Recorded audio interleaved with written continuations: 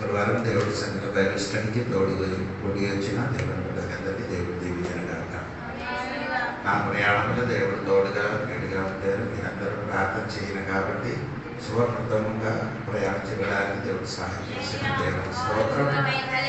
అందరికీ ఏదో ఒకసారి కూడా దేవునికి పొందాలి. ఎబ్రి పత్రిక 1 అధ్యాయము 1 నుండి 3 వరకు మనం చదవాలి. 1 అధ్యాయం ఎబ్రి పత్రిక 1 అధ్యాయం 1 నుండి 3 వరకు. పూర్వకాలమందు నానా సమయముల్లోనూ నానా విధములుగాను ప్రవక్తల ద్వారా మన పితరులతో మాట్లాడిన దేవుడు ఈ దినముల అంతమందు కుమారుని ద్వారా మనతో మాట్లాడెను.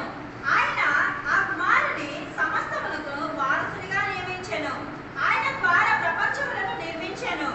ఆయన దేవుని మహిమ యొక్క తేజస్సును, ఆయన తత్వము యొక్క మూర్తి అంతమునయుండి తన మహత్వము గల మాట చేత సమస్తమును నిర్వహించుచు పాపముల విషయములలో శుద్ధీకరణము తానే చేసి దేవతల కంటే ఎంత శ్రేష్టమైన నామము పొందెనో వారి కంటే అంత శ్రేష్ఠుడై ఉన్నత లోకమందు మహామహులకు దేవుని కుడిపార్శ్వమున కూర్చుండి ఉండెను. సరే అంటే మనం ఇక్కడ చదివిన ఆ వాక్యములు మీరు పోయిన దినమునే నేను చెప్పారు, మర్చిపోయలేదని అనుకున్నాను. అక్కడ చదివిన వాక్యం ఏమంటే 2వ వాక్యములు ఈ దినమంతా అంటే ఈ దినం అంటే కడవరి దినము అని. ఏ దినం అంటే కడవరి దినం అంటే ఆ దినం గురించి కొన్ని విషయాలు చెప్పారు. మీరు మర్చిపోయారా లేదని తెలియదు. ఈ దినమంతా అని చెప్పినది కడవరి దినము అని. యేసు ప్రభు 3.5 సంవత్సరము పరిచర్య చేసిన ఆ దినము అని నేను చెప్పారు. అది మీరు మర్చిపోలేదని అనుకున్నాను. తర్వాత మనం చదివినప్పుడు చెప్పలేదు అంటే గలాతీ పత్రిక 4 అధ్యాయం 4 వాక్యములు మనము చదివినప్పుడు పోయిన వారం నేను చెప్పారు కాలము పరిపూర్ణమైన అంటే యేసుక్రీస్తు అవతారం అంటే యేసుక్రీస్తు భూమిలోకి రావడానికి ఉన్న కాలం. అదే నేను పోయిన వారం మీకు తెలియపరిచారు. దేవునికి స్తోత్రం కలిగినగాక. యేసుక్రీస్తు ఈ లోకంలోకి వచ్చిన ఆ సమయం నుండి అక్కడ రాయబడి ఏంటంటే దేవునికి స్తోత్రం కలిగినగాక. మళ్ళీ మనం చెప్పుకున్నట్టే అపోస్తలుల 2:17లో ఈ కడవరి దినములో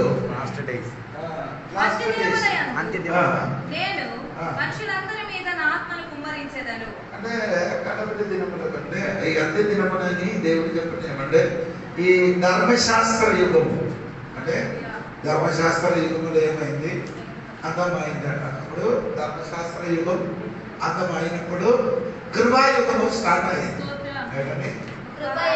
అంటే ఆ యుగం గురించి నేను చెప్తున్నాను. యుగం పేరు మాత్రం చెప్తాను. 7 యుగం చెప్పాలంటే అది ఒక సబ్జెక్ట్ వేరుగా ఉంటాను.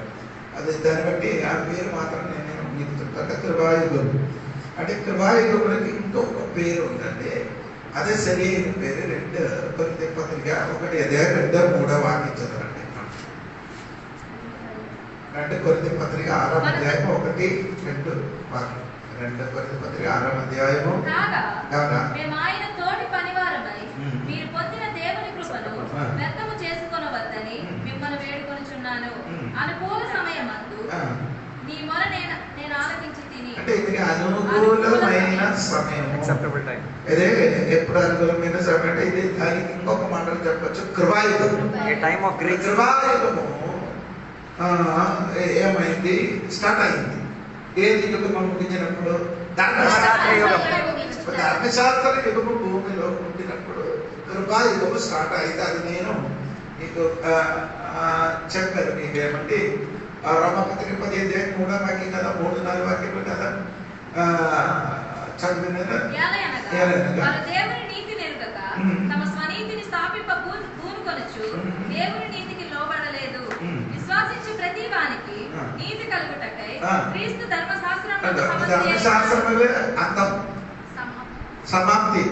ధర్మశాస్త్రం సమాప్తి గురించి అక్కడ రాయబడి ఉందండి. అప్పుడు నేను చెప్పానంటే ధర్మశాస్త్రం చివరికి వచ్చిన యోహాను గారి వరకు అది యోహాను ఎందుకు వచ్చే 16-17 నేను చెప్పారు. అది అందుకని మళ్ళీ రిపీట్ చేయలేదు. దేవుని స్తోత్రం. ఇంకా నేను చెప్పినారండి 2 Peter 3వ అధ్యాయము 3వ వాక్యములో 2 తిమోతియస్ 3వ అధ్యాయం 1 కడవరి దినములని రాయబడిందండి. అంటే ఈ కడవరి దినం అంటే యేసుక్రీస్తు రాకడ సమయం. అంటే ఈ ఇది ముగిస్తుంది. ధర్మశాస్త్రం ముగించిన తర్వాత కృపాజన్మ స్టార్ట్ అయింది. ఆ స్టార్ట్ అయిన తర్వాత ఏంటంటే సంఘం ఇక్కడ ఏమైంది స్థాపితమైంది. ఆ సంఘం స్థాపించడం తర్వాత యేసు ప్రభు వచ్చినప్పుడు రెండో రాకడకి చెప్పిన మాట మనం ఇప్పుడు 2 తిమోతియస్ పత్రిక 1:3 అంత్య దినమని చెప్పింది. ఆ యేసయ్య రెండో రాకడ గురించి అందుకే ఎందుకంటే రెండో రాకడ అంటే సంఘ బిడ్డలు మేఘములు సంఘము సంఘ బిడ్డలకి దేవుడు తీసుకొని దేవునికి ఏం చెప్పుతున్నారు అది మీరు మర్చిపోకూడదండి. దేవునికి స్తోత్రం కలిగిన అంటే ఇంకా మీరు చదివితే మీగా 4వ అధ్యాయం 1వ వచనం చదవండి. 4:1 అంత్య దినం అని చెప్పినది మహాశ్రమ దినము. అంటే సంఘము పైకెత్తబడిన తర్వాత 7 సంవత్సరం భూమిలో ఏమవుతుంది మహాశ్రమలు పడుతున్నారని దేవుడు వాక్యంలో రాయబడింది. 7 సంవత్సరము గురించి అక్కడ రాయబడింది ఏమంటే అంత్య దినమని చెప్పబడినది. దేవునికి స్తోత్రం కలిగినగా ఇంకా ఇది మనసులో ఉంచుకొని ఇక్కడ మనము చదివిన ఈ దినము అని చెప్పినది మాట వినండి. ఈ దినము అవును కదా. ఎబ్రీ పత్రిక 1 ఈ దినముగా అంటే ఈ దినములు అంటే యేసు ప్రభు 3 సంవత్సరాల సువార్త ప్రకటించినప్పుడు ఆయన కుమారుని ద్వారా దేవుడు చేస్తున్నాడు. మనతోని మాట్లాడినట్టుగా దేవుడు వాక్యము రాయబడింది. అది 2 విషయం. 1 కుమారుడు, 2 మనతోని మాట్లాడిన దేవుడు అని రాయబడింది. మన దేవుడు మాట్లాడిన దేవుడండి. ఆయన మానవుడు కాదు. ఆయన ఏం కాదు. చాలా మంది అయితే దేవుడు అని నమ్ముతున్నారు. ఎవరికి మానవుడు దేవుడుగా మారదు. దేవుడు అంటే దేవుడుగా మారాలంటే అది పై నుండి కిందకి దిగి రావాలి. పై నుండి కిందకి రావాలి. అలాగే వచ్చిన వాడంటే కుమారుడు యేసయ్య. యేసయ్య ఇప్పుడు ఈ దినమందు అని చెప్పినంటే ఆ 3 సంవత్సరం యేసయ్య ఏం చేస్తున్నారు మాట్లాడుతున్నారు. దేవునికి స్తోత్రం కలిగినగాక. మనతో మాట్లాడుతున్నారు. అంటే ఆ దినం మాత్రం కాదు, ఇప్పుడు కూడా మనతోని మాట్లాడిన శక్తి కలిగిన దేవుడు. అంటే దేవుడి గురించి బైబిల్లో చెప్తున్నారంటే మన దేవుడు ఏం కాదు. మన దేవుడు బొమ్మలు కాదు. అదే బైబిల్ చెప్తున్న 115 కీర్తనములు 3 నుండి కిందకి 113 కీర్తనము 15 కీర్తనము 3 నుండి కిందకి చదవండి.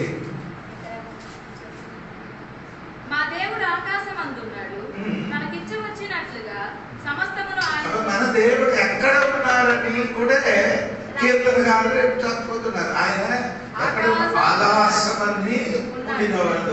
తర్వాత ఇచ్చిపుచ్చినట్టుగా సమస్తమును ఆయన చేయుచున్నాడు. అది ఇచ్చిపుచ్చినట్టుగా సమస్తము ఆయన అంటే ఈ దేవుడి కొరకు ఇచ్చిపుచ్చి చేయడం అక్కర్లే. ఈ వలన ఏదే ఒక సేవ దేవుడు ఏం చేయలేదు, కోరుకోలేదు. అదే మీరు ఎంతమందికి అర్థం అవుతుందో తెలియదండి. అపోస్తల కార్యములు ఉంది కదా 17వ అధ్యాయంలో 24 కిందకి చదవండి. 24 చదవండి. జగత్తును అందలి సమస్తము నిర్మించిన దేవుడు తానే ఆకాశమునకును భూమికిని ప్రభువై ఉన్నందున హస్తకృత్యములైన ఆలయములలో హస్తములు కైతోని చెయ్యిన ఆలయములో నివసింపడు. తర్వాత ఆయన అందరికి జీవమును ఊపిరిని సమస్తము దయచేయని వాడు కనుక తనకు ఏదైనా కొదువు ఉండినట్టు మనుషుల చేతులు చేతులతో సేవింపబడువాడు కాడు. అంటే దేవుని నీ సేవ చేయాలని దేవుడు నీ చేతులతో దేవునికి ఏం చేయాలి? సేవ చేయాలని దేవుడు ఎప్పుడైనా ఆశపడలేదు అని బైబిల్ రాయబడింది. దేవునికి స్తోత్రం కలుగుగాక. స్తోత్రం అంటే ఎలా మనకి తెలుసండి. దాన్ని బట్టి బైబిల్ చెప్తున్నాడు 50 కీర్తన కూడా చదవండి. 50 కీర్తనములు 10 నుండి మీరు కిందకి చదవండి, 13 వరకు చదవండి.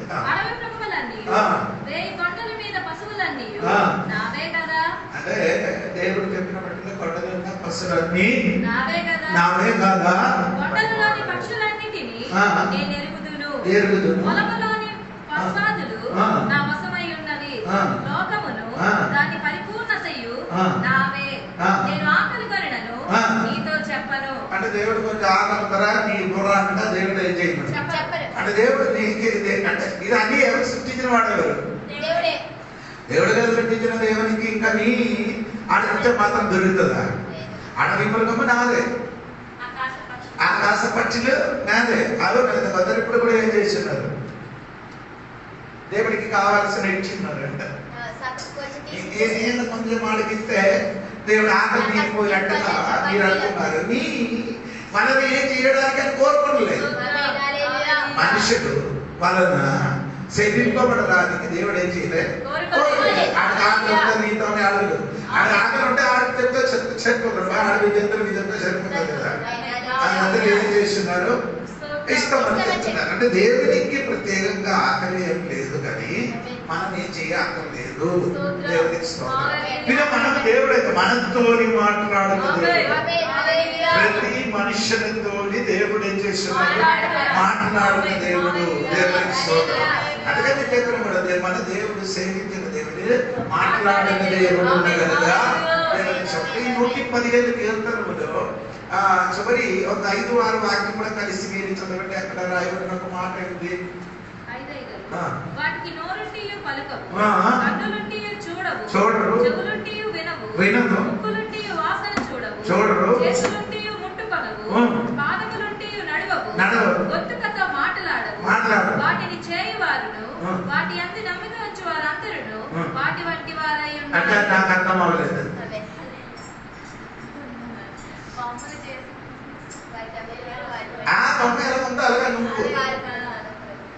ఇది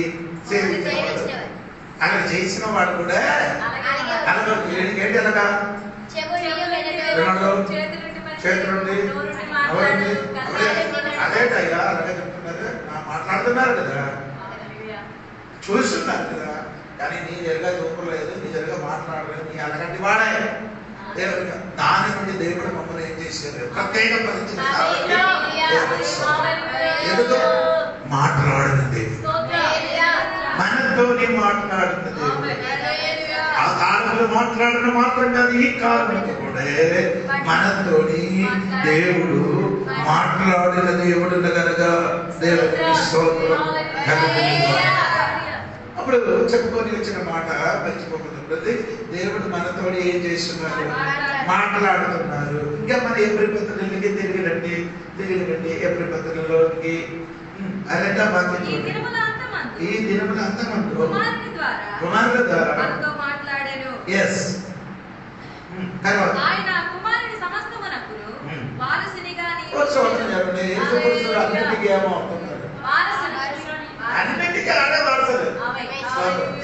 ఆకాశ భూమి మనుషులు నిష్పించిన అన్నిటికీ వారసులుగా ఉంటున్నారు.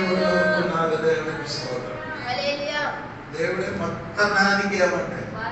వారసులు. కానీ మా దేవుడు ఎందుకు మనకు భూమిలోకి దిగించారంటే, అవును కదా, 2 పత్రిక 8:23 వాక్యం చదివితే పౌలు గారు చెప్పిన మాట మీరు వినంటే 2 పత్రిక 8:23-24 అక్కడంటే తీతు ఎవడని ఎవరైనా అడిగిన ఎడల అతడు నా పాలివాడును ఈ విషయంలో నా జత పనివాడునై ఉన్నాడనియు మన సహోదరి వలె అడిగిన ఎడల వారి సంఘముల దూతలను క్రీస్తు మహిమనై ఉన్నారని నేను చెప్తున్నాను.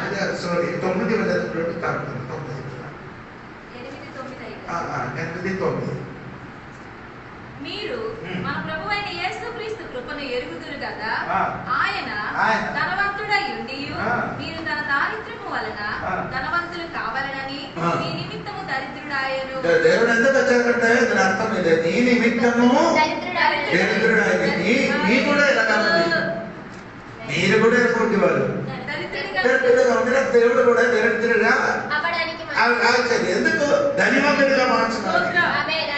దేవుడు ఎందుకు రోగం వచ్చిందంటే, దరిద్రుడు అయిందంటే ఆయన మన వలనగా జన్మించారు.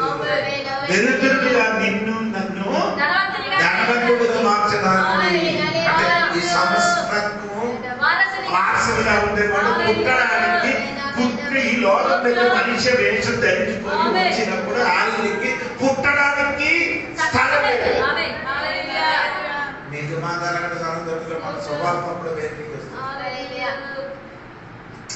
మామూలు నీ ఇంటిని మీకు ఏదైనా ఒక విషయం దొరకలేకపోతే మీ స్వభావం మారుతుంది. యేసుప్రభు లోకంలోకి వచ్చిన పుట్టడానికి పుట్టడానికి ఆయనకి ఏం లేదు. వారసులకు వచ్చాడు, వారసులు మొత్తం వారికి అధికారి ఆయనే.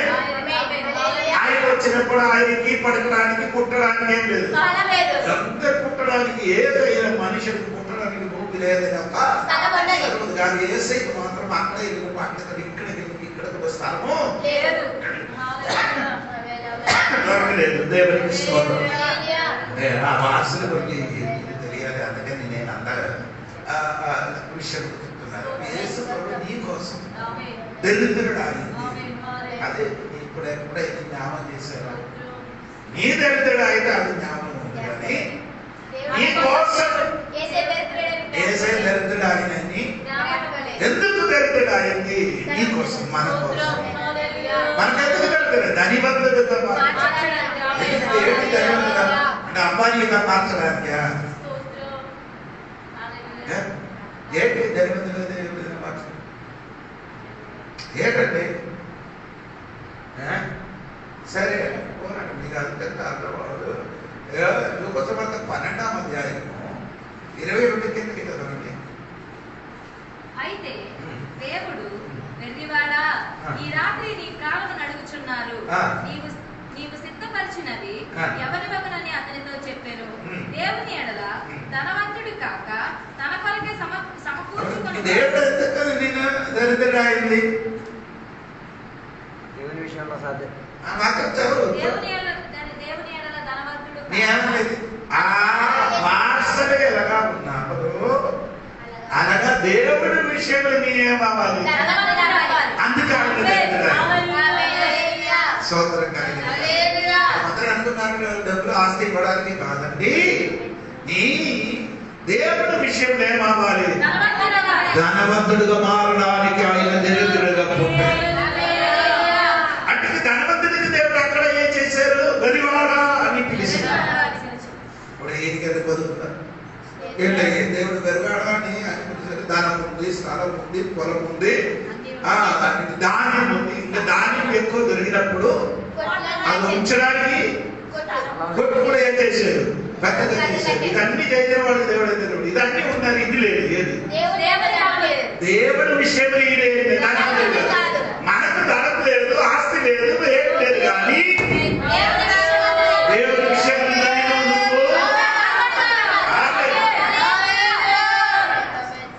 దేవుడి విషయంలో ధనవంతుడిగా ఉండినప్పుడు కూడా మనం దరిద్రుడుగా మారిపోతున్నట్టు బైబిల్ ఉంది.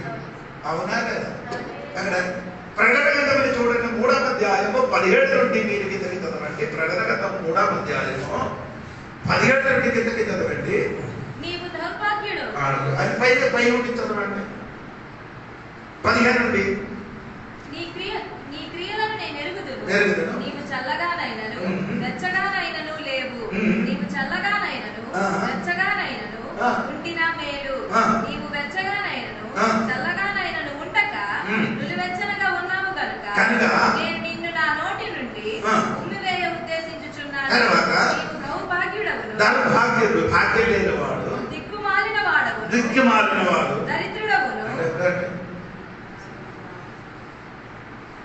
ముందుకి సంఘం ఎలా ఉంది? దేవుడి విషయంలో ఏమైంది? అని ఇప్పుడేమైంది? దరిద్రుడు. ఎందుకు దరిద్రుడు అయిపోయింది? నోటి నుండి దేవుడు ఏం చేశాడు? ఏది కాదు వేడి, వేడి కాదు విశ్వాసి, వేడి కాదు చల్లగానే చల్లగా ఉంటుంది కాబట్టి దేవుడు చెప్పుతున్నారే నీ దరిద్రుడు. ఇంకా అదమ్మా దరిద్రుడు, దరిద్రుడు కన్నుంది కనబడలేదు. అయ్యో అదే గొప్ప ప్రాబ్లం. దరిద్రుడు గుడ్డివాడు దిగంబరుడుగా ఉంటున్నాడు. పట్టణ దరిద్రుడు కానీ దేవుడు తెలిసి నేను చూసినప్పుడు ఎలాగ ఉంది? దిగంబరుగా కనబడుతున్నారు. నేను చెప్పినది ఏమనంటే దేవుడి విషయం నిబంధనగా మార్చడానికి దేవుడు దరిద్రుడు నీ దరిద్రుడు అయ్యి నిన్ను ధనివంతుడిగా దేవుడి విషయంలో నిన్ను ధనివంతుడిగా మార్చిన తర్వాత మళ్ళీ నియమాకుడు దేవుడికి స్తోత్రం. చాలా మందికి ఇప్పుడు కూడా అర్థం తెలియలేదు. ఏది దేవుడు మమ్మల్ని ఏం చేశారు? ధనవంతుడిగా చేశారు. నీ కొందరికి కూడా దేవుడికి స్తోత్రం తెలియదు. ఎందుకంటే రాయలు తగ్గబడికి నేను చెప్పిన మాట ఏమంటే యేసు ప్రభు మమ్మల్ని ఏం చేశారు? ధనవంతులుగా మార్చారు. దేని విషయంలో ధనవంతులుగా మార్చారు? సమస్తం కాదు, నేను ఇదే చెప్తున్నారు. మీరు దేవుని అంది మీరు అనగా రాయాలి. రాయని వాడు ఏదో కాకపోతే ఏదో చెప్పినట్టు ఎలాగ దేవుడు మమ్మల్ని ధనవంతులుగా మార్చారు? దేవుడి విషయంలో దేవుడి విషయంలో మమ్మల్ని ఏం చేశారు? ధనవంతులుగా దేవుడు మమ్మల్ని మార్చారు. మీరు మర్చిపోకూడదని నేను చెప్పాను. దేవునికి స్తోత్రం కలిగిన కాక అదే దేవునికి స్తోత్రం కలిగిన కాక. అందుకే పౌలు గారు సారీ యాకోబు పత్రికలో కూడా దానికి ఒక మాట ఉందండి. దేవునికి స్తోత్రం మీరు చూడాలి. 2వ అధ్యాయం 5వ వాక్యం చూడాలి. యాకోబు చెప్పిన మాట నా ప్రియ సహోదరులారా ఆలకించుడి. ఈ లోక విషయములో దరిద్రులైన వారిని విశ్వాసమందు భాగ్యవంతులుగాను. అదే నీ తెలుగులో భాగ్యవంతుడు అని రాయబడింది. ఇంగ్లీష్ లో అన్ని బైబిల్ రాయబడిందంటే విశ్వాసమంతులు మీరు be rich in faith. Rich in faith ధనవంతులు. ఒక సోదరుడు చెప్పలేదు, సోదరుడు చెప్పడానికి ఉన్నదండి. అప్పుడు దేవుడి విషయంలో ధనవంతులుగా మార్చారు అని చెప్పినది ఏంటి? అది విశ్వాసములు మీరేమండి ధనవంతులు. దేవుడికి స్తోత్రం. ఇప్పుడు నేను చెప్పుకోవచ్చిన మాట దేవుని బిడ్డలారా, యేసు ప్రభు ఏమైందండి ఈ లోకంలోకి వచ్చినప్పుడు దేవునికి స్తోత్రం మన నిమిత్తము ఆయన ఏమైంది? దరిద్రుడైంది. అది దేవుని వారసుడిగా ఉండినవాడు. ఈ భూమికి ఆకాశానికి ప్రపంచానికి మొత్తము వారసుడిగా ఉండిన దేవుడు మీ నిమిత్తం నిమిత్తము దేవుడే చేసి దరిద్రుడైంది. దేవునికి స్తోత్రం. మత్తయి వార్తలు కూడా చూడండి 28 అదే 19 20 వాక్యం కూడా చదివితే మీకు కొంచెం కూడా అర్థం అవుతున్నారు అనుకున్నారు.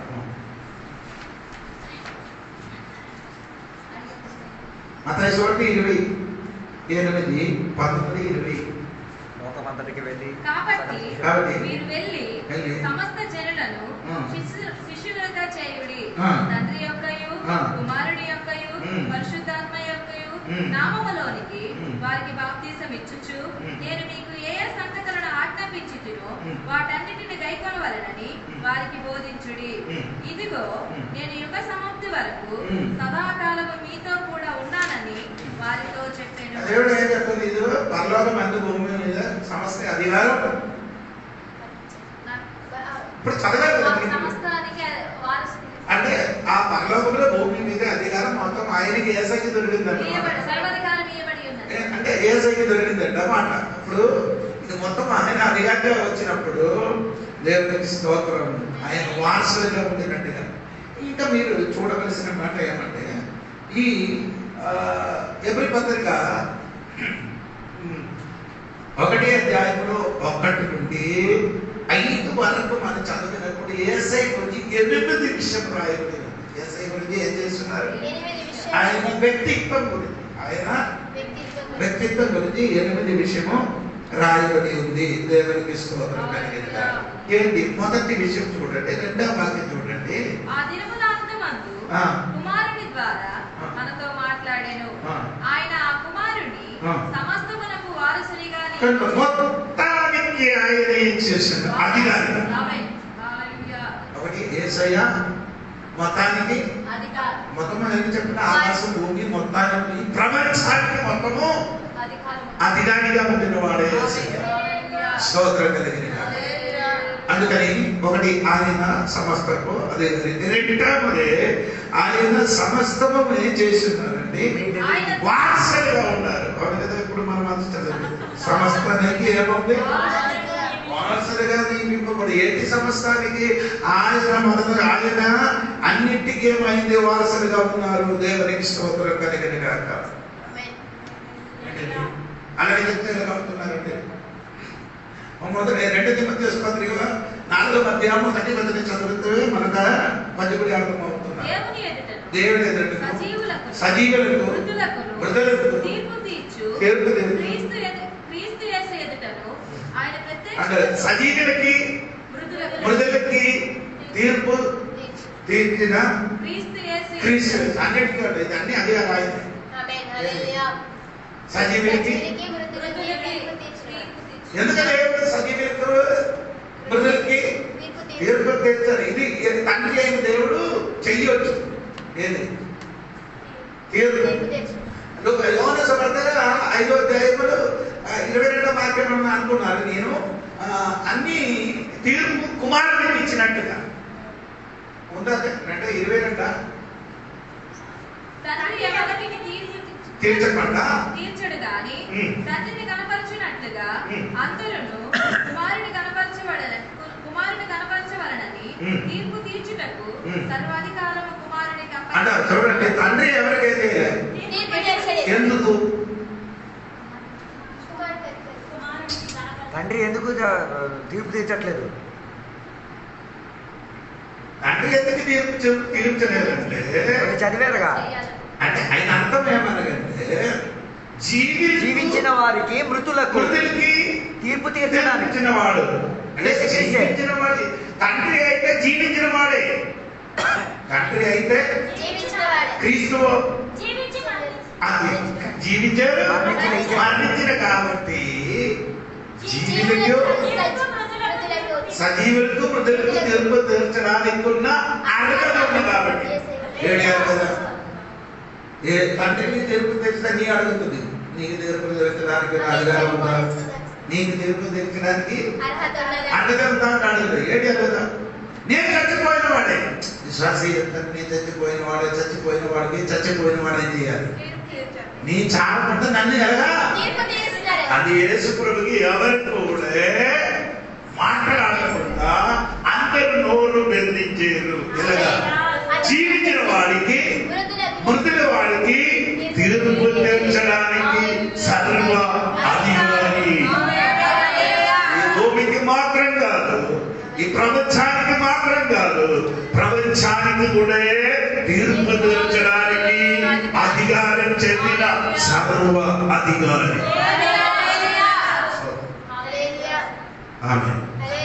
అదే పౌలు గారు ఎప్పుడు ఈ సంఘ బిడ్డలకి చెప్తున్న, సంఘ బిడ్డలారా మోస కంటే ప్రవక్తల కంటే యోసుల కంటే దేవునికి స్తోత్రమునే కంటే విశ్రాంతి కంటే అన్నింటికంటే కుమారుడే పెద్దడు, శ్రేష్ఠుడు. ఏది నీ ఊహించిన ధర్మశాస్త్రం కంటే అంటే దేవదూతల కంటే మోసే కంటే దేవుని యోసువ గారి కంటే రెస్ట్ అంటే విశ్రాంతి కంటే దేవుని యాజకుడు కంటే అన్నింటికంటే నా యేసయ్య శ్రేష్టమైన వాడు. అందుకని ఆయన మోస సృష్టింపలేదు, దూతలు సృష్టింపబడలేదు. యేసు అన్నింటికీ వారసుడుగా అధికారం ఉంది కాబట్టి అన్నింటికి అధికారం చెందినవాడే యేసు. అప్పుడు నువ్వు యేసయ్య ఏం చేశాడు? నమ్మారు. నమ్మినప్పుడు నీలో కూడా ఏముంది? అధికారం ఉంది. ఆయన కలిగిన అధికారం నీలోని కూడా ఉన్నది. దేవుని అది నీకు తెలియదు. ఏదిగాకి ఎందుకు మనుషుల మాటకి లోపడుతున్నారు? ఆయన చెవి పెద్ద చెవి అయిన కాబట్టి తన శరీరం ఏమైంది అంటే కన్నుతో మొత్తం కనపడలేను కాబట్టి నీ కూడా ఎవరికి లోపడతాయి చెప్పినప్పుడు సైలెంట్ అయిపోతుంది. నిన్ను నీవే చూసుకోలేనప్పుడు నువ్వెవరికి నువ్వే చేయలేదు, చూసుకోలేదు. చూడాలంటే నీకు కంపారిజన్ లేకపోతే అర్థం కావాలి. అది చూసిన నువ్వే ఒక్కడికి ఏమవలేదు, లోబడి తీరట్లేదు, ఒక్కడికి ఏం చేయలేదు, లోబడట్లేదు. అది ఏమి అంటే అది మొత్తం చూసిన అంటే నీ ఊహించి ఎవరికి లోబడదు. అందుకే ఆ ఏనుగుకి ఏనుగు శక్తి ఎంత ఉందో తెలియదు. అదే నేను చెప్తున్నాను, నీలోని దేవుడు వచ్చినప్పుడు నీలోని ఏమైంది, చిన్న మనుషులు దేవుడు సర్వశక్తి వచ్చినప్పుడు నీ ఏమను తెలుగు తమిళ ఎలాగంటే పాట పాడుతున్నాం దేవునికి ఈ సర్వాధికారి నీలోనికి దిగి వచ్చినప్పుడు నీ కూడా అటువంటి అధికారము ఉన్నవారే. అది నీకు ఇప్పుడు కూడా నీకున్న అధికారం నీకు తెలిసి ఉంటే నీలో కూర్చున్నావు, నీలో ఉందే నీ భూమి మీద కూర్చుకుంటే సూర్యుడు చంద్రుడు ఆగిపో అని చెప్పినప్పుడు సూర్యుడు చంద్రుడు ఏం చేశారు, అది ఏదో పాత నిబంధనలు కాలంలో. ఈ కాలంలో ఏమంటే దేవునికి స్తోత్రం కలిగిన కాక అనగా ఆ యేసు మనలోనికి వస్తే ఆ అన్ని సాధ్యమని యేసు చెప్పారు. అసాధ్యమైనది అది అసాధ్యమైనది ఏమీ లేదు, నీయే ఉంది. దేవుడికి ఏం లేదు, అన్నిటికీ నీరు నీకండి అసాధ్యం నువ్వే ఉంది. చాలా మంది విశ్వాసి అంటే విశ్వాసి ఆయన ఇప్పుడు కూడా తెలియదు, నీలో ఉన్నవాడు ఎవరంటే అడుగులు తెలియదు. అందరూ అయితే చెప్పిన బాగా మొదలు పొందారు, అందే ఎందుకు పొందారు అది తెలియదు. నీలో ఉన్నవాడు అది కూడా తెలియదు. వచ్చారు కూర్చారు విన్నారు వెళ్ళిపోవడం అంతే. బైబిల్ స్టడీ ఎందుకు పెట్టుతున్నారంటే ప్రసంగం చెప్పినట్టుగా కాదు, బైబిల్ స్టడీ అది మర్మాలు తెలియవలసినది. నీ ఎవడు అని నిన్ను బయలుపరిచింది వాక్యం. ఆ వాక్యం మీలోనికి సరిగ్గా దిగలేకపోతే దిగజారిపోతుంది మీరు. దేవునికి అది తెలియడానికి ప్రయత్నించాలి. అది ఏమంటే ఆత్మకి పూచకూడదు. ఈ స్పీడ్ని నేను చెప్పలేదు, మెల్లగా చెప్తున్నాను సోదరుడు. నేను చెప్పుకొని వచ్చినది ఏమనంటే యేసు అన్నింటికి ఏమంటే వారసుగా అధికారిగా ఉన్నారు. దేవునికి స్తోత్రం. అది మాత్రం నడవదు. దేవునికి స్తోత్రం అంటే ఒక వాక్యం ఉంటాయి, చదవండి స్తోత్రం. ఫిలిప్పీ గ్రంథంలో 2వ అధ్యాయం 9, 10 వచనం కూడా చదవండి. యేసు ఎవరంటే మీకు తెలిసినప్పుడు అందుచేతను కానీ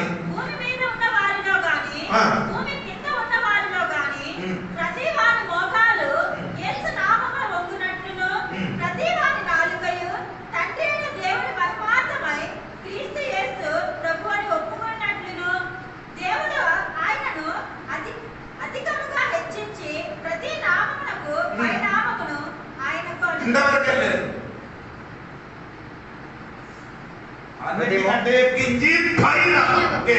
దానిపైన ఇంకేమో నామం లేదు. 3 లోకం అక్కడ రాయబడింది. 1 2 3 లోకం అవును కదా. 1 అదే మీరు రాయాలి, పరలోకం భూమి భూమి కింద. ఈ 3 లోకము ఆయన దానికి మీరే అధికారం ఉంది. ఏంటి అదో అర్థమైంది. యేసు ప్రభు ఈ లోకంలో ఎన్ని సంవత్సరాలు ఏర్పాటు చేశారు? 3.5 సంవత్సరములు ఏర్పాటు చేసినప్పుడు 3 లోకం ఆయన చేతులకు వచ్చినట్టే 1000 సంవత్సరం పరిపాలన జరిగినప్పుడు ఏమవుతుందో ఒకసారి ఊగించు. 3.5 సంవత్సరము పరిపాలన జరిగినప్పుడు 3 లోకం ఆడి కాదు కింద వచ్చింది. అడగవుంది మనం ఇప్పుడు చదవాలి. అవును కదా. అన్నింటికీ ఆయనకి ఏం చేశారు? ఒకసారి 9 వరకు చదవండి. అది చదవండి. ఒకటి, భూమి మీద ఉన్న వారిలో రెండు, భూమి కింద ఉన్న వారిలో మూడు, ప్రతి వారి మోకాళ్ళను ప్రతి వారి మోకాళ్ళు యేసు నామమున ఆ. వంగునట్లును, నాలుగు, ప్రతి నాలుగు యేసు నామములు వంగిపోతుంది. ఐదు, ప్రతి వారి నాలుకయు ప్రతి నాలుగైదు తండ్రి అయిన దేవుని తండ్రి అయిన దేవుని మహిమార్థమై నాలుగు, ఐదు యేసుక్రీస్తు యేసుక్రీస్తు ప్రభువని ప్రభు అని ఒప్పుకొనున్నట్లు ఆరు ఒప్పుకుంటాం. దేవుడు ఆయనను ఆ. అధికముగా హెచ్చించి ఏడు అధికంగా హెచ్చించారు. ప్రతి నామమునకు ప్రతి నామానికి ఎనిమిది పై నామమున పైనామము ఆయనను అనుగ్రహించాడు. అనుగ్రహించాడు. సోదర కలిగిన గాక యేసు ప్రభు ఎంత కిందకి దిగారు? 7 మెట్లు కిందకి దిగారు. ఏంటండి? అదే పిలిపే గ్రంథము 6వ అధ్యాయము 1 నుండి 8 వరకు చదివితే 7 మెట్లు కిందకి దిగినప్పుడు తండ్రి అయిన దేవుడు అతనికి 9 మెట్లు పైకి ఎక్కారు. సోదర కలిగిన గాక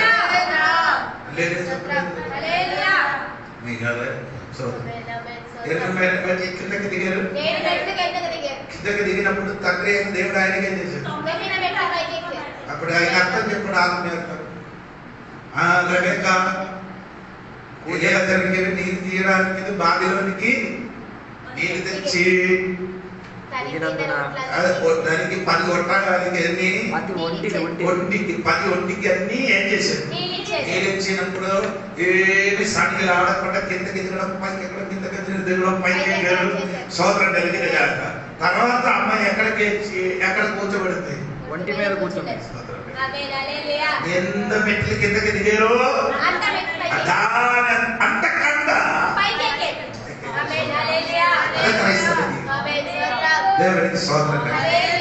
రాత్రి నీ నమ్మిన దేవుడు, నీ ప్రార్థన చేయడం, నీ ఆరాధించిన దేవుడు యేసయ్య కిందకి 7 మెట్లు దిగినప్పుడు తండ్రి అయిన దేవుడు అతనికి ఏం చేశాడు? సోదరం. అదే విధంగా మనకు కూడా దేవుడు అనగా పైకి ఎక్కించిన దేవుడు కనుక దేవుడికి సోదరం కలిగింది. అవును కదా. బైబిల్ ఒక వాక్యం ఉంది కదా, 36 కీర్తనలు ఉంది కదా, నా దీనావస్థ ఎదిగిన నా దీన స్థితిగతులను ఎరిగిన దేవుడు,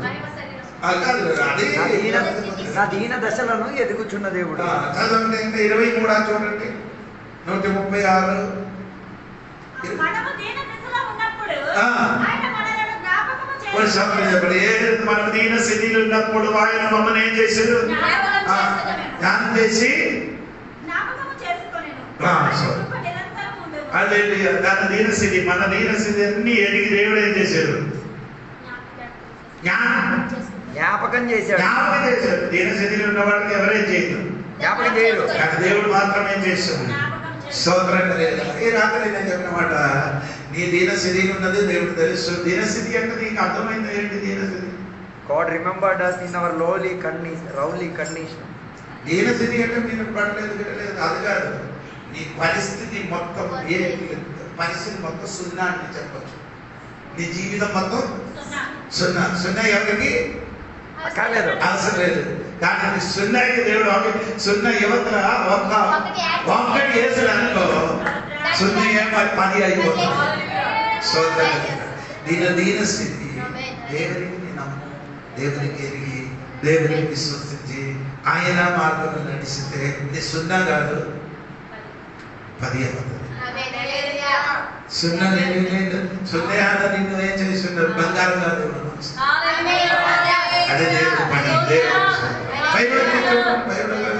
యోసేపు జీవితంలో మీరు చూడగలుగుతుందండి. స్తోత్రం. యోసేపు తన సహోదరులకి చూడడానికి మాట, యోసేపు తన సహోదరులకి చూడడానికి ఎక్కడికి వెళ్ళారు? ఎక్కడికి వెళ్ళారు? దోడానికి వెళ్ళారు. ఫస్ట్ ఎక్కడికి వెళ్ళారు? అక్కడ వెళ్ళినప్పుడు అక్కడ లేదు, అక్కడ ఈ సహోదరులకి అదే పని, ఊరు తిరగడం. ఈ ఊరు ఆ నాన్నకి చెప్పేది మనం ఎక్కడ ఉండినట్టుగా షేకేంలో ఉన్నట్టు చెప్పారు. ఊరు వారికి అడిగినప్పుడు ఆ భార్య చెప్పినాడు దోదానంలో ఉండినట్టుగా. కానీ ఈ సహోదరులు దోదాలు ఉంటారు, ఆ సెకండ్ కొంత నెలలండి ఉండాల్సిన చోట్ల ఉండక కనబడకుండా. కొందరు ఏం చెప్తున్నారు? ఉండరు చోట్లు ఉండాల్సిన చోట్ల ఉండక కనబడకుండాల్సిన చోట్ల ఉండి ఉన్న చోటని కప్పి పెట్టారు. అక్కడ ఉన్నాడు. యోసేపు యోసేపుని సముద్రాన్ని ప్రయోగించేది యోసేపు ఏం చేయలే. ఆ దోదాన్ని చూసే కనబడలేదు, ఇంటికి వెళ్ళిపోదు. మనకంటే మన వంటిలో సహోదరులు అయితే కొన్ని సోదరులు కనబడలేకపోతే ఆయన మాని బట్టి అవును కదా. కానీ నా సహోదరుడికి కనబడిన వరకు నేను వెతుకుతానన్న మనలో అది తక్కువ మంది ఏంటంటే అయ్యో నా సహోదరుడు కదా, ఆయన వెతకాలే కదా, ఆయన చూడాలి కదా అని అనుకొని ఏం చేయరు. వ్యవసాయం పరగట్టుకున్నప్పుడు కానీ నాకు ఆశ్చర్యం కలిగిన వాడి ఈ 1200 13 పిల్లలు ఉంటే 13 పిల్లలు ఒక్క అమ్మ తండ్రి ఒకటి అని కానీ అమ్మ వేరే వేరే వేరే వేరే అయినా కూడా ఈ యోసేపు అందరినీ ప్రేమించారు. ఇది ఒక్క అమ్మ అక్క చెల్లి అయిన ఒక్క అమ్మ పిల్లలు అయితే బతకరు, చూడరు, ఎక్కడికెళ్ళి ఆడుతుంది. తినాలని నేను ఎందుకు ఇంట్లో ఉన్నాను, ఎందుకు ఒక ఇంట్లో ఉన్నాను, నాకు ఇంట్లో ఉండే డౌట్. నీ పరదేశీగా ఉన్నావు ఉన్న ఇంట్లో నీ ఇంటిలో విషయం నీకు తెలియదంటే నీకు ఆడుకున్న సంబంధములు ఏదో తేడా ఉంది, అది అర్థం. సో అది కాదు క్రైస్తవుడు. యోసేపు చూడండి, చూడడానికి నాన్న పంపించారు, నీ దోదానికి వెళ్ళి చూడమని చెప్పినప్పుడు నాన్నగే మాట చెప్పారు. కనబడలేకపోతే నాన్న ఇంటికి వచ్చి చెప్పడానికి హక్కు ఉంది. కానీ నాన్న మాటకి లోబడి కనబడవని వారికి ఏం చేశారు? నీ సరైన సహోదరి అయితే నీ తోటి సహోదరు కనబడని వరకు నీ ఏం చేయాలి? అక్కడ వెళ్ళినప్పుడు ఆహారం అని చెడు పోసుకొని 12 మందిని కదా, 12 మందిని తినడం ఆహారం ఊహించడు. ఒక్క కేజీ బియ్యం కనుక తిన్న అనుకో, అలా అయితే 12 కిలోలు బియ్యం కూర, దాని దగ్గర కూర దాన్ని కలిపి దాదాపు 35 కేజీ సామాన్ పట్టుకొని వెళ్తున్నారు. నేను అది మాత్రం కాదండి, వీడికి ఏమంటే వేరే ఆహారం తింటే వేరే వేరే ఆహారం దీనికి అట్లా తింటే నెయ్యి తాగుతుంది, దేవుడి సోదరము అది ద్రాక్ష పట్టు ఎంటిది, ఇదన్నీ పోరాడు తీసుకోకూడదు. దాన్ని తెచ్చి ఇచ్చినప్పుడు ఆడు చూసినప్పుడే చెప్పారు, ఎవడొచ్చినారు కళ, ఎందుకు ఆడు కళగా చెప్పారు? ఒకరిని అవమానించాలని ఆడి గుణాదిశారు, ఒకరి గుణాదిశారు ఆడిని అవమానించారు.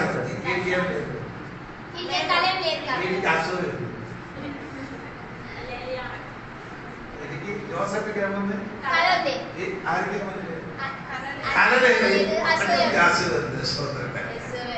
ఎందుకంటే అసూపడారు? నీకు నేనైనా ఆడుకోవాలి, అప్పుడే అసూయ నీకేం లేదు కళ. ఎందుకంటే యోసేపు కళ చెప్పారు కదా, సూర్యుడు చంద్రుడు 12 పనులు యోసేపు ఏం చేసింది? సాగిలబడి నమస్కారం చేయించింది. అదే నాకు అంటే 12 పనులు ఏమైంది? పనులు ఏం చేశారు? కట్టి చేశారు కదా. దర్శనం ఉన్న వాడికి కట్టి చేసి నిలబడుతుంది. అర్థం అవ్వలేదు. దర్శనం ఉన్న దేవుని బిడ్డలకి ఏది కట్టి చేసినా కూడా అర్థం ఉన్నవాడిని రాత్రి మంచం ఉంటుంది. నీకు ఒక సరి అయిన దర్శనం ఉంటే ఆ పనులు కట్టి చేశారు నీ కోసం. కట్టి చేయని పన నిలబడినట్టుగా ఉంటుంది. ఈ రాజుడు అవుతావా అంట. సరే, ఇదొకటి కథ. ఏం చేశారు? ఆయన తెచ్చిన ఆధారం తీసుకుని వచ్చి ఆయన ఇక్కడ వేసాడు, అక్కడ పడేసాడు. నీళ్ళు లేని బాబిలోనికి ఏం చేశారు? పడేసారు. పడేసిన తర్వాత ఏం చేశారు? ఎవరు వచ్చారు? మిద్యానీయులు వచ్చారు. వచ్చినప్పుడు యోసేపుకి ఏం చేశారు? ఇప్పుడు అన్న తీసుకొని వచ్చిన ఆధారం దొరకలేదు. ఇప్పుడు అన్నదప్పుడు వారికి ఏం చేసేసారు? దూరంగా అమ్మేశారు. ఈ 12 మందికి ఎవరికి కూడా మనసాక్షి ఉంటాయి. రూబేన్ కొంచెం మనసాక్షి ఎప్పుడు ఎప్పుడున్న మనసాక్షి ఏంటో తెలుసా? అప్పుడున్న మనసాక్షి కాదు. ఈ అమ్మినప్పుడు బాగా వేసినప్పుడు ఆడికి ఏం లేదు. నేను ఎప్పుడు వచ్చింది? ప్రాణం తీసే సందర్భం వచ్చాడు. అందరూ కాసేపు సమయం తర్వాత చికెన్ వచ్చింది. నాకు నా చిన్న కుమారుడు అక్కడ ఏమైందో అని తెలియడానికి బావి దగ్గరికి వచ్చినప్పుడు సహోదరుని ఏం చేయలేదు, కనబడలేదు.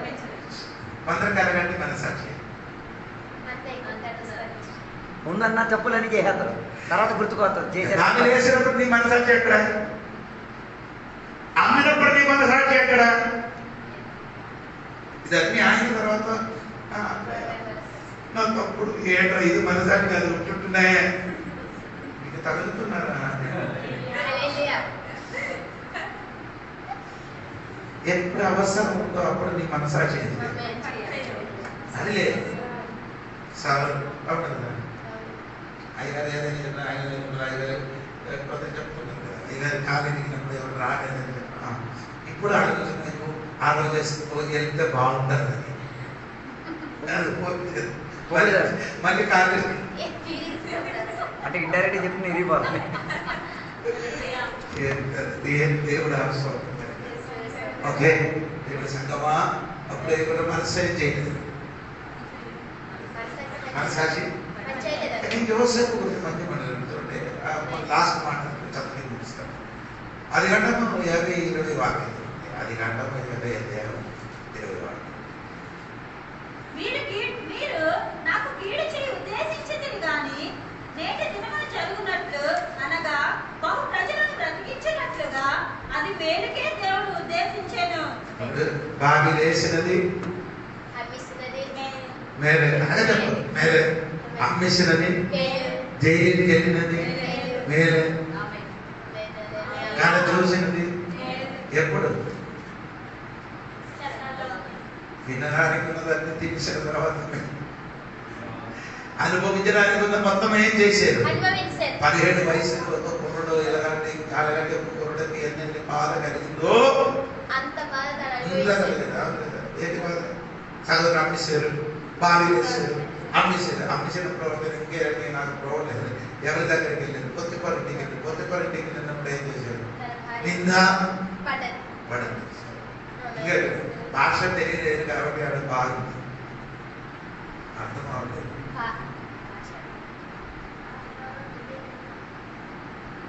ఈయన ఎక్కడ ఉన్నారు? యోసేపు ఐగుప్తు దేశం. ఐగుప్తు దేశం భాష భాష అది ఈయనకి కానీ ప్రోలేదు. ఎవరు ఏం చెప్తున్నారో అర్థం కాదు. అర్థమైతేనే బాధ. సోదరుడు భాష తెలియలేకపోవడం మంచిది. రెస్పాన్స్ సోదరులు వాళ్ళు ఏం చేయను, తిరిగి భాష తెలిసే అవ్వదు. ఇప్పుడు నేను పలానా మాట్లాడి నేనేం చెప్పారో నీకు అర్థం అవ్వదు. అదే మాట నేను తెలుగు ఏది చెప్పలేకపోదు. దానికి జవాబు ఇచ్చి కత్తి పట్టుకొని కత్తి కర్ర పట్టుకొస్తాడు మిగతా జవాబు ఇవ్వడానికి.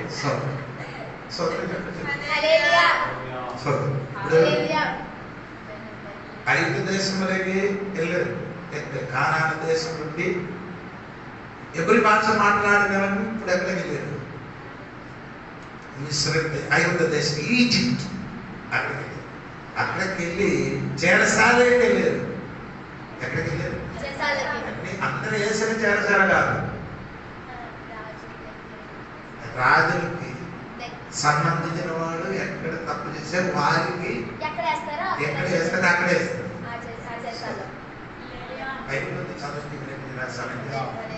ఎందుకు అక్కడ పెట్టారు? అక్కడ పెడితే మాత్రం కాదా ఈ భాష మీరంతా తెలుసు.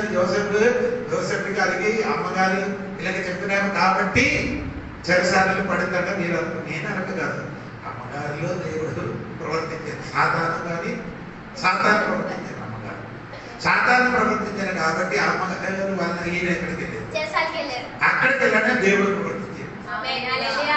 అక్కడ యోసేపుకి తోడుగా దేవుడు ఉంటున్నట్టుగా రాయాలి. ఇప్పుడు చెరసాలకి పోవడానికి కారణం ఈ అమ్మగారు ఒక విధంగా చెప్తే కాదు, ఇది వెనకలు దేవుడు ఎందుకు అక్కడ పెట్టారంటే ఆ దేశంలో ఉన్న భాష నేర్చుకున్నారు.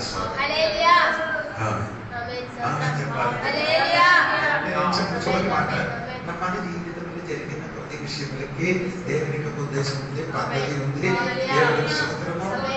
మన పడిపోవడం లెగడం ఎన్నింటికి దేవునికి ఉద్దేశం ఉంది. ఆ ఉద్దేశం ప్రణాళిక అనుసరించి మనం ఒక దినములో ఏమవుతున్న కీడు జరిగినన్ని మేలుగా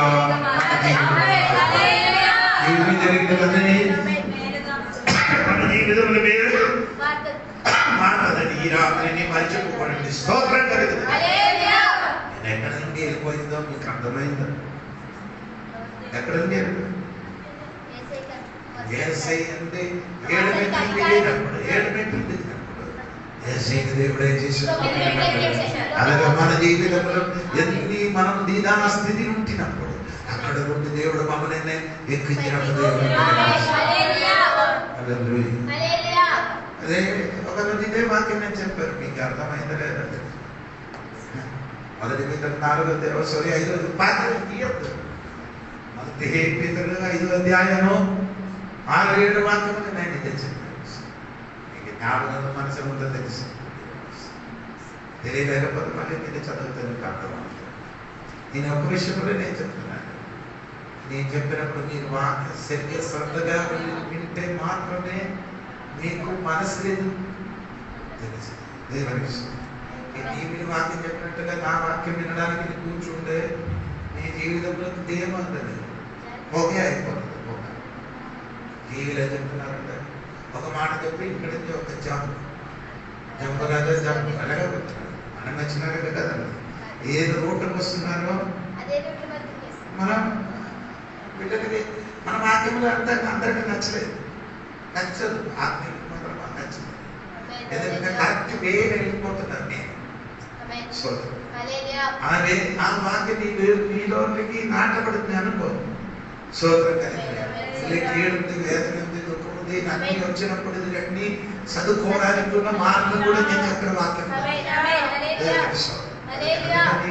మళ్ళీ నేను చెప్తున్నాను. దేవుడి పత్రిక నీలో ముందుకున్న దినంలో క్లాస్ దేవుడికి ప్రార్థన చేయండి. దేవా నాకు క్లాస్ బాగా ఎదగడానికి బుద్ధి పౌలు చెప్పిన మాట నేను ముందుకి చెప్పాను. పౌలు గారు పౌలు రాసిన పత్రికలు కఠినమైనది పత్రిక ఇది అర్థం తెలియడానికి కొంచెం కష్టం అవుతుంది. శ్రద్ధగా వింటే మాత్రం అర్థం అవుతుంది. దేవుడు సత్యం ప్రార్థన చేయండి. వాక్యంలో పరమాలు తెలియడానికి సమాధానం చేయాలి. మంచి మనసాక్షితో కూర్చుంటే అక్కడే విత్తనం పడుతుంది. అక్కడ ఏమవుతుంది? అక్కడ పడితే ఏమంటే ఫస్ట్ 30 అవుతుంది, 2 60 అవుతుంది, 100 అది మార్కోసు వారు. మత్తాయి కింద మత్తాయి ఏం చెప్పారు?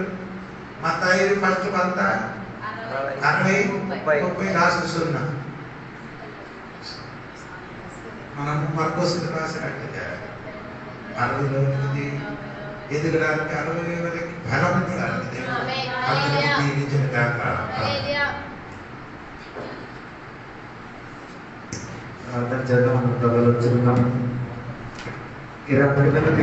మాట్లాడిన వాక్య భాగంలో ఒకసారి